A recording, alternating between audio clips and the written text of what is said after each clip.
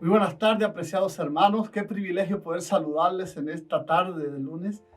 Eh, Quiero agradecerle a Dios la oportunidad que tenemos de estudiar juntos. El tema que vamos a estudiar hoy es trascendental para la vida cristiana, porque muchas veces nosotros vivimos en paz, vivimos tranquilamente, creemos que estamos en la seguridad, pero las circunstancias a veces nos proporcionan situaciones complejas. La vida nos da una curva de tal manera que quedamos sin control, sin orientación. Estamos a veces tranquilos en la casa y una llamada telefónica, un toque a la puerta o una carta en el buzón puede robarse toda nuestra paz. Nosotros tenemos que aprender a vivir un cristianismo por encima de las circunstancias. Y para eso traemos una historia muy importante en esta hora acerca de este tema. Yo creo que es el mejor ejemplo que aparece en la Biblia, pero antes vamos a tener unas palabras de oración. Inclinemos el rostro. Bendito Padre, te damos gracias por el privilegio de estar acá con mis hermanos una vez más para estudiar la palabra de Dios. Bendice a mi hermano, a mi hermana, que cada uno de los que se conecten en esta hora, pues que puedan recibir la bendición del poder de tu palabra, que puedan ser sanados, restaurados y aliviados de sus dolores y de sus penas en esta hora por el poder del Espíritu Santo y el poder de tu palabra. Quédate con nosotros ahora y manifiéstate con todo tu poder. En el nombre de Jesús, amén. Hay una historia en la Biblia de un joven que a mí personalmente me impacta demasiado y es la vida de José. José era hijo de Jacob. De los 12 hijos de Jacob, pues era el penúltimo, el hijo mayor que tuvo con Raquel, pero era el número 11 de los 12 hijos de Jacob. Pero este muchacho era distinto a sus hermanos. Cuando aquellos hermanos pues se unían, se conspiraban para hacer travesuras, maldades, este muchacho tenía un carácter recto. Este muchacho era más dado a lo espiritual y por eso el padre lo puso por encima de sus hermanos y lo prefirió a sus hermanos. Es interesante ver cómo este muchacho se convirtió en el favorito de su padre por su conducta, por su carácter, por su apego a lo espiritual. Allí en el capítulo 37, por ejemplo, en el versículo 2, dice, esta es la historia de la familia de Jacob. José, siendo de edad de 17 años, apacentaba las ovejas con sus hermanos, y el joven estaba con los hijos de Bila y con los hijos de Silpa, mujeres de su padre, e informaba a José a su padre la mala fama de ellos. Es decir, que este muchacho solo tenía 17 años, como lo dice el texto. A veces cuando hablamos de José, nos parece que es un gigante, pero sí lo era en cuanto a la fe, en cuanto al carácter. Pero como dice la escritura, era un jovencito solamente de 17 años, pero que su padre le estaba enseñando una fe genuina, una religión verdadera, para que este muchacho pudiese estar preparado no solo para vivir rectamente en medio de un mundo torcido, sino también para vivir por encima de las circunstancias.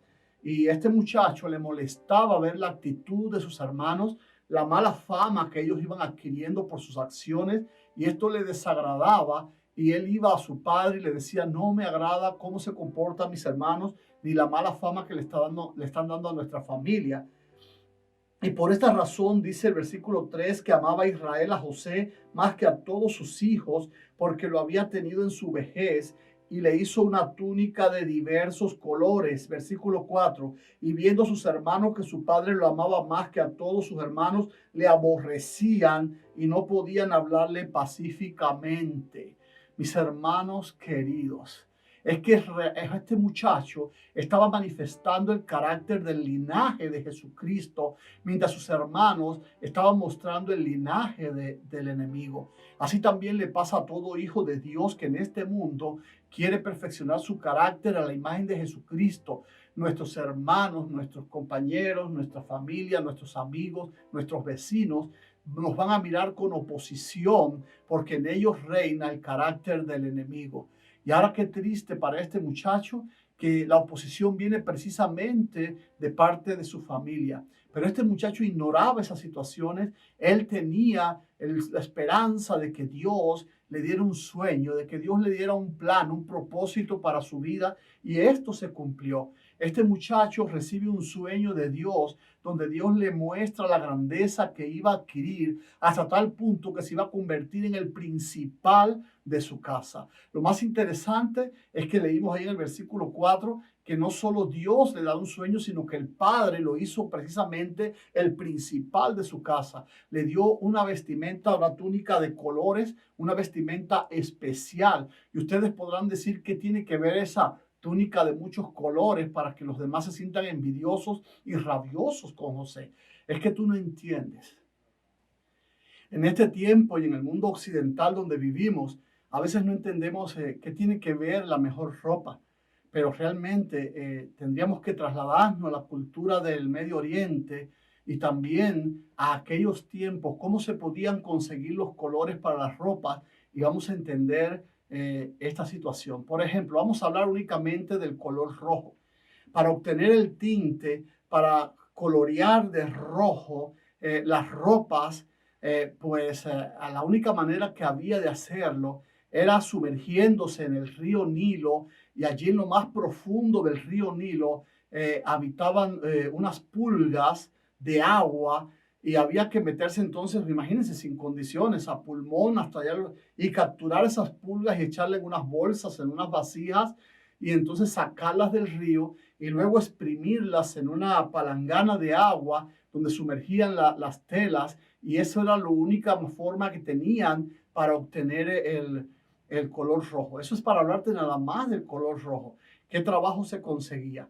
Ahora imagínense quién podría tener una túnica pues de muchos colores. Solo los principales, solo la gente importante podía tener una túnica de muchos colores. Los hijos de Jacob no estaban desnudos, todos estaban vestidos, pero el único que podía darse el lujo de ponerse una túnica de muchos colores era José, como señal de que era el principal.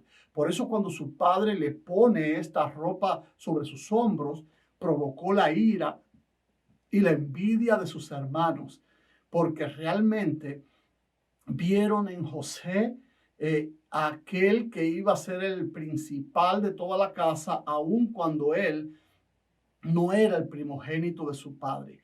Y esto es algo importante porque a veces tenemos la confusión de la palabra primogénito en hebreo, pero la palabra primogénito no solo significa el que nació primero, sino que habla de preeminencia, de ser el principal.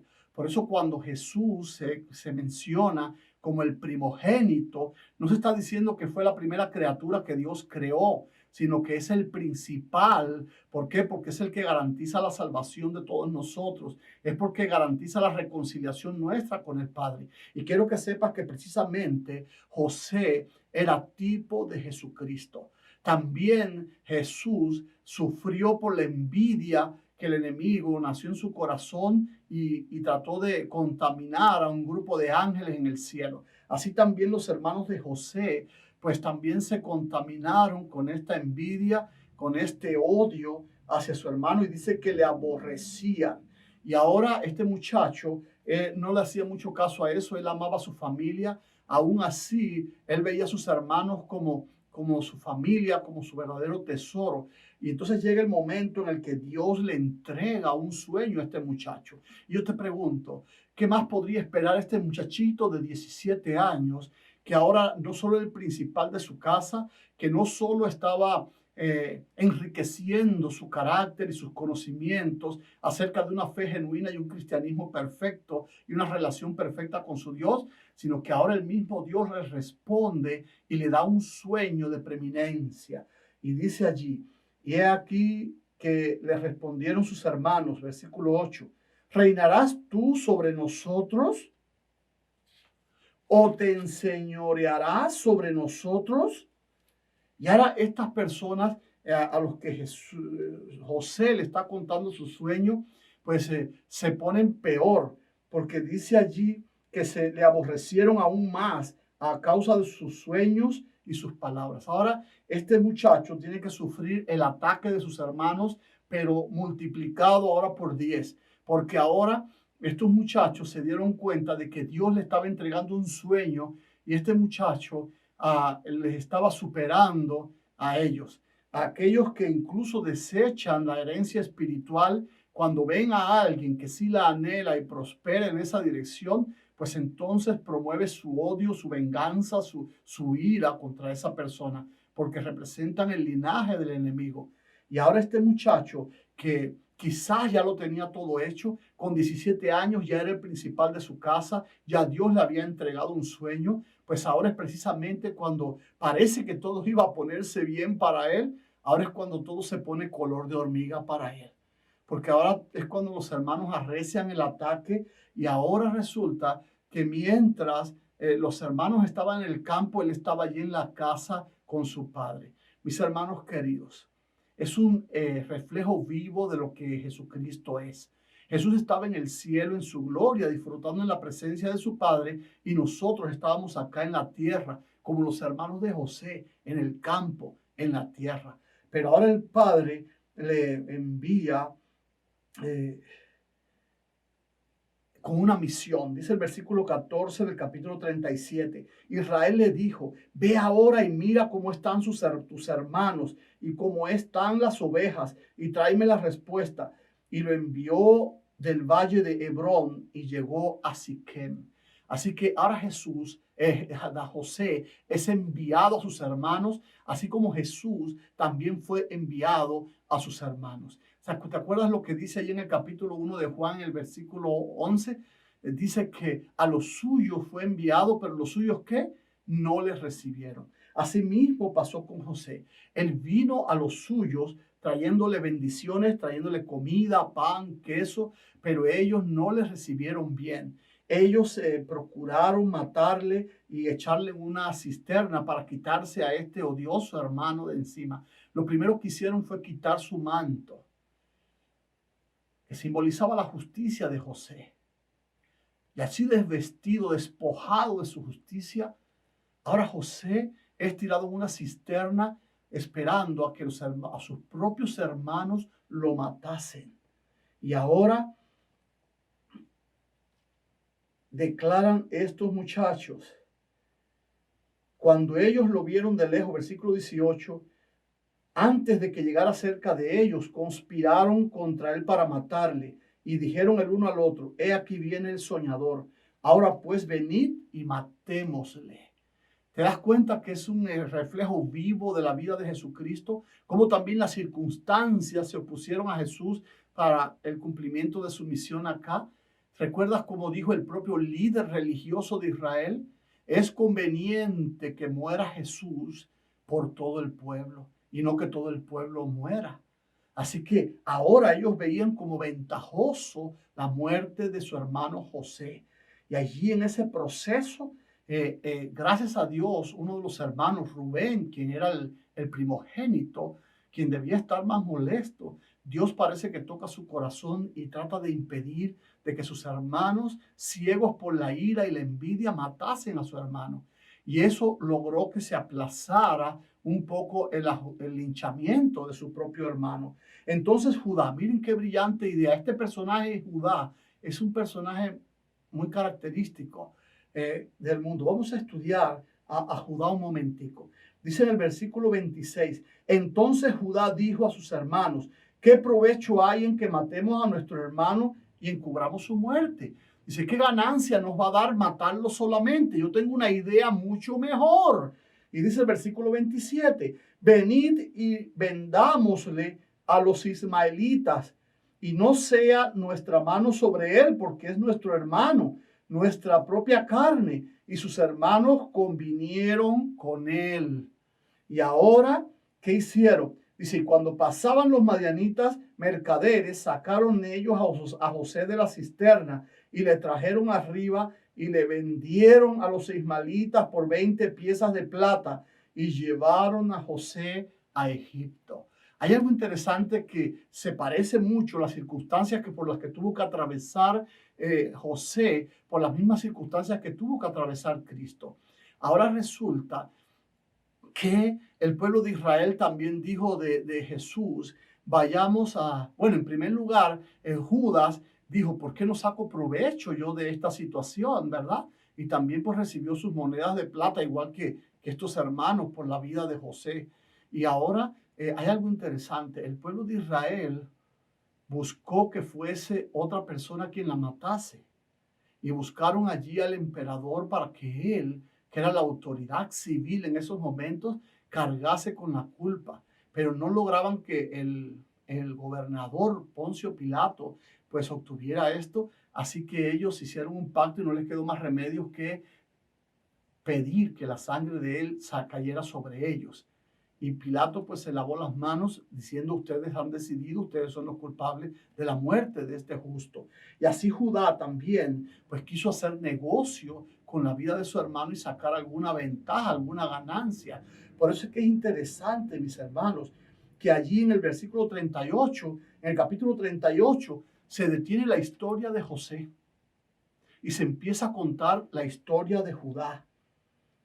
Dice allí en el versículo 1, aconteció en aquel tiempo que Judá se apartó de sus hermanos y se fue a un varón adulamita que se llamaba Gira, y vio allí Judá a la hija de un hombre cananeo, el cual se llamaba Súa, y la tomó y se llegó a ella, y ella concibió y dio a luz un hijo y llamó su nombre Es decir, que Judá se apartó ahora de la familia de sus hermanos y hizo su propio hogar. Pero ¿por qué se cuenta esta historia aquí? Bueno, yo lo voy a contar brevemente para que tú entiendas algo y te llenes de esperanza, que aunque las circunstancias sean contrarias por ser fiel a Dios, Dios no siempre va a estar en control. Dios no te va a desamparar. Y si es que tiene que ver Judá y su familia con esta historia.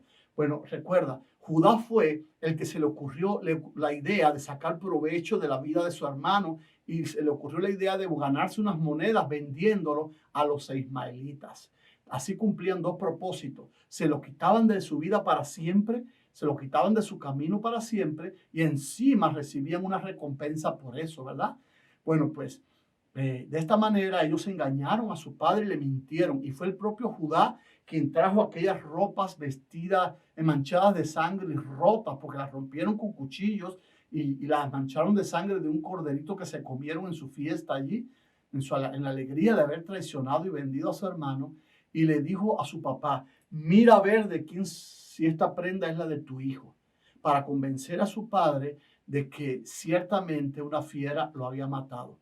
Bueno, pues ahora Judá casa al primero de sus hijos con una muchacha que se llama Tamar. Y así muere el muchacho porque era pecador, su carácter era horrible. Imagínate, si ya Judá tenía un carácter pecaminoso y mundano, al mezclarse con una cananea, pues el resultado fue un nefilim, un caído, lo que salió de ellos. Y entonces, por esta razón, había una ley de que el hijo mayor, si moría, el hijo que seguía debía casarse con la muchacha. Pero el segundo hijo también era un pecador y no quería honrar la ley de los israelitas de que debía sacar una descendencia a su hermano, y también este muere. Y así van muriendo todos los hermanos hasta que le queda uno solo, y Judá incumple ahora la ley y no le entrega el último de sus hijos a la muchacha. Y la muchacha lo engaña ahora, fíjate, el engañador, el estafador, ahora es engañado. Y la muchacha se disfraza de prostituta y se acuesta con él y sale embarazada. Y ahora cuando él se entera que la muchacha está embarazada, se hace el justo, como que ella era quien había violado la ley, ignorando que había sido él quien había violado la ley judía de que debían los hijos sacarle una descendencia a su hermano muerto. Y ahora mandan a apedrear, a hacerle juicio a la muchacha para apedrearla o quemarla y matarla. Y entonces la muchacha hace lo mismo que él hizo con su padre. Mostró las prendas, la vara y el cordón y el sello, y le dice, mira a ver de quién son esas prendas, porque el dueño de esas prendas es el dueño del vientre, del fruto de mi vientre. Y ahora Judá se da cuenta que había caído en su propia trampa. En este mundo, todo el que te ponga un tropiezo, yo sé que las circunstancias te van a afectar, yo sé que te va a doler, yo sé que te va a afectar, pero recuerda que Dios no te va a desamparar. Las circunstancias podrán ser adversas, los enemigos podrán venir contra ti, pero Dios tiene un plan también para ellos. Y Judá tuvo que sufrir en carne propia el mismo engaño, la misma traición que él había practicado con su padre y con su propio hermano. Y ahora solo te cuento esto, pues para que tengas una idea de que Dios siempre está en control de las cosas, ¿verdad? Y entonces pues allí en el capítulo 39 se cuenta la historia de este José que ya llega ahora a Egipto. Imagínense ahora un muchacho que estaba lleno de sueños. ¿Qué podría pensar si ahora va de camino amarrado, encadenado, porque le han comprado como esclavo? Pero me gusta, como dice el espíritu de profecía, ahí en Patriarcas y Profetas, porque dice que cuando José iba amarrado por las montañas, vio a lo lejos las tiendas de su padre donde él era un príncipe. Y este muchacho tomó una decisión en ese momento. Ese muchacho alzó sus ojos al cielo y le dijo a Dios: yo no sé dónde me llevan, no sé qué van a ser las circunstancias conmigo, pero yo te garantizo que donde yo vaya te voy a honrar. Voy a honrar al Dios de mi padre, y la fe genuina que él puso en mi corazón, voy a vivir por ella. Mis hermanos queridos, ahora este hombre llega a Egipto y es comprado por este señor Potifar. Y hay algo interesante. Ahora Potifar compra a este muchacho de los ismaelitas y lo llevó a su casa. Pero algo interesante pasó. Dice en el versículo 2 del capítulo 39: mas Jehová estaba con José, y fue varón próspero, y estaba en la casa de su amo el egipcio. Y vio su amo que Jehová estaba con él, y que todo lo que él hacía, Jehová lo hacía prosperar en su mano. Hacía yo José gracia en sus ojos, y le servía. Y él le hizo mayordomo de su casa, y entregó en su poder todo lo que tenía. Y aconteció que desde cuando él dio su cargo de su casa y de todo lo que tenía, Jehová bendijo la casa del egipcio a causa de José. Y la bendición de Jehová estaba sobre todo lo que tenía, y así en casa como en el campo. Y dejó todo lo que tenía en mano de José, y con él no se preocupaba de cosa alguna, sino del pan que comía. Y era José hermoso, de hermoso semblante y de bella presencia. Así que este muchacho ahora, fiel, que no se llenó de amargura por causa de las circunstancias, él vivía por encima de ella porque sabía que Dios le había dado un sueño, y aunque no entendía lo que estaba pasando, es porque él no sabía que Dios lo estaba preparando para ese sueño, pero sí sabía que Dios estaba en control.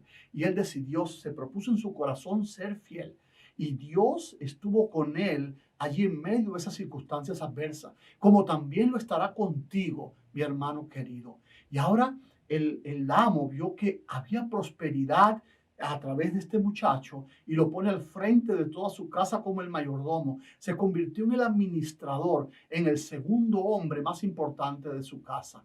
Pero dice la escritura que este muchacho no solo era inteligente, no solo estaba bien preparado, sino que este muchacho además era hermoso, de hermoso semblante y de hermoso parecer. Y ahora el enemigo, no contento con esto, arrecia más sus ataques, y las circunstancias siguen siendo adversas para este muchacho. Porque dice en el versículo 7: aconteció después de esto que la mujer de su amo puso sus ojos sobre José y dijo: duerme conmigo. Y él no quiso. Y dijo a la mujer de su amo: he aquí que mi señor no se preocupa conmigo de lo que hay en casa, y ha puesto en mi mano todo lo que tiene. No hay otro mayor que yo en esta casa. Ninguna cosa me ha reservado sino a ti, por cuanto tú eres su mujer. ¿Cómo pues haría yo este grande mal y pecaría contra Dios? Este muchacho, miren, les voy a decir algo. Este muchacho era un adolescente. Sus testosteronas estaban al 100. Pero además tenía otra cosa en su contra. Él era esclavo de esa señora. Él tenía que obedecer a esa señora. Él tenía una justificación para haber pecado. Hoy nosotros caemos hasta sin tener justificación. Pero este muchacho podía haberle dicho a Dios: caí porque mi ama me obligó, porque yo soy su esclavo.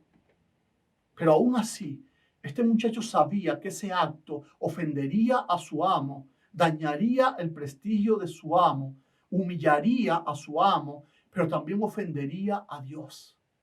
Y este muchacho estuvo dispuesto a renunciar incluso en contra de su naturaleza. Hay personas que me dicen: no, lo que pasa es que esa señora a lo mejor era una vieja fea. No, no era una vieja fea.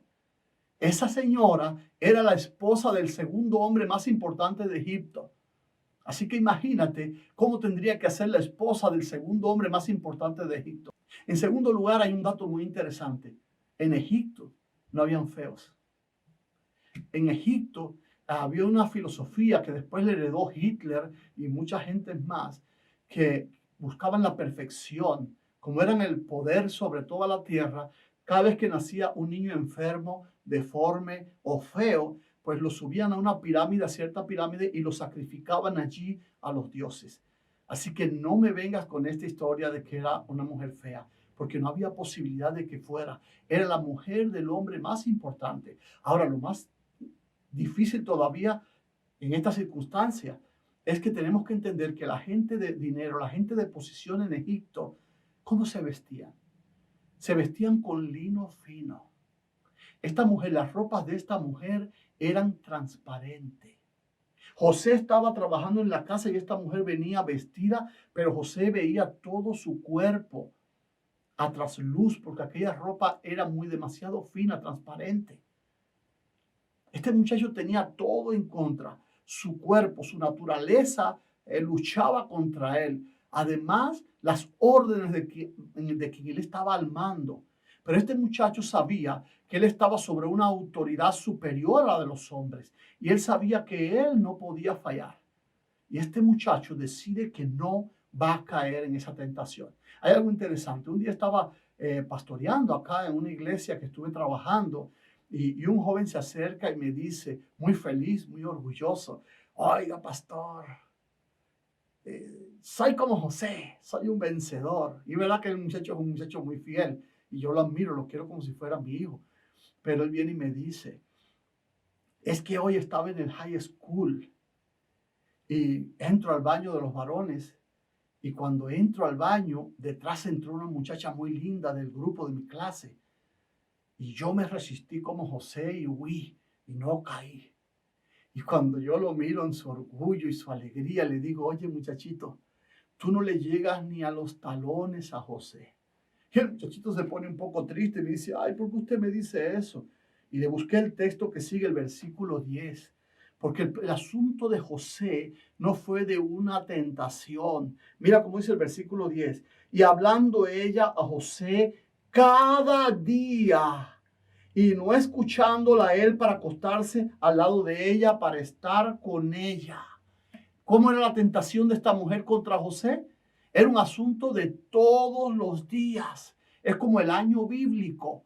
Todos los días, mis hermanos. Este muchacho tenía que vencer la tentación todos los días. Y esa lucha de todos los días contra la tentación era lo que lo iba a perfeccionar su carácter para hacer de ese muchacho un triunfador. Así también nosotros, si aprendemos a vivir por encima de las circunstancias, tenemos que aprender que cada día es una oportunidad para vencer las tentaciones, para vencer las circunstancias y levantarnos con una fe genuina en favor de Jesucristo.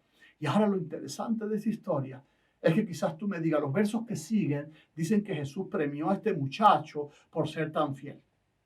Pero lo triste es que por ser fiel, ahora esta señora inventa una calumnia, inventa una mentira y entonces acusa a este muchacho. Y este muchacho, siendo honesto, siendo íntegro, se va a la cárcel. Mientras ella, que era una corrupta, que era una perversa, seguía en libertad y disfrutando de todas las maravillas. Y tú podrás decir, eso no es justo. Yo no sé si ya alguien te ha hecho mucho daño. Yo no sé si ya alguien te traicionó. Yo no sé si ya alguien te llevó hasta la prisión. Yo no sé si alguien usó malos manejos para traicionarte, para destruirte. Y encima tú que fuiste fiel e íntegro, tuviste que ir a la cárcel y tener las pérdidas que tuviste. Y sin embargo tus ojos vieron cómo ellos siguieron viviendo y prosperando y mostrando su conducta irreprobable y aún así viven en la felicidad y la abundancia. Pero no te preocupes, Dios no te ha desamparado como no desamparó a José. Ahora José llega a la prisión y José podía haberse amargado, pero no. José entendió el momento de la prisión como una oportunidad que Dios le estaba dando también para servir allí. Y se puso en su disposición de servir a todos. Y realmente fue una bendición porque aquella prisión comenzó a prosperar. El orden, la limpieza, las riquezas, la alimentación, todo empezó a cambiar por el servicio que José le estaba prestando a todos, hasta tal punto de que el carcelero tuvo que ponerlo por encima de todos. ¿Qué ocurrió?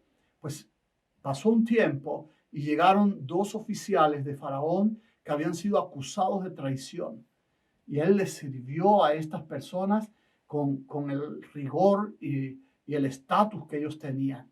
Pero aún así, un día se da cuenta de que les sirve sus desayunos y aquellas personas no comen. Y él viene y les dice muy preocupado, ¿por qué están afligidos? ¿Por qué no han comido si me he esforzado en cocinarle bien para que tengan un buen desayuno? Uno era el panadero y el otro era el copero del faraón, del rey de Egipto. Y el copero le cuenta que es que tuvo un sueño que lo ha intranquilizado mucho. Y José le dice, cuéntame tu sueño. Y cuando José escucha el sueño que le cuenta el copero, le dice, eso significa que dentro de 3 días tú serás restaurado a tu puesto. Y cuando el panadero pues escucha esta situación, dice, pues yo también estoy afligido por algo parecido y yo quiero que tú me interpretes también mi sueño. Y cuando interpreta el sueño del panadero, le dice que también dentro de 3 días habrá una noticia para él, pero que va a ser contraria a la del copero, sino que en 3 días le será cortada su cabeza, será muerto, porque será hallado culpable. Y en 3 días se comprobó que Jesús tenía razón y sus sueños eran inspirados por Dios, porque el copero fue restaurado a su puesto y el panadero fue muerto por la traición. Y ahora cuando el copero se está preparando para ir a la presencia del rey, del faraón, José le pide, por favor, habla a Faraón, porque yo te he ayudado a ti, pero necesito tu ayuda, porque yo estoy aquí por gusto, yo no he hecho nada para estar aquí. Y el copero le promete que él va a ayudarle, que va a interceder ante Faraón. Pero cuando llega al palacio se olvidó de la promesa y esto le costó algunos años más de prisión a José. Ahora este hombre que se ocupó de servir, una vez más es traicionado y tiene que permanecer muchos años más en prisión.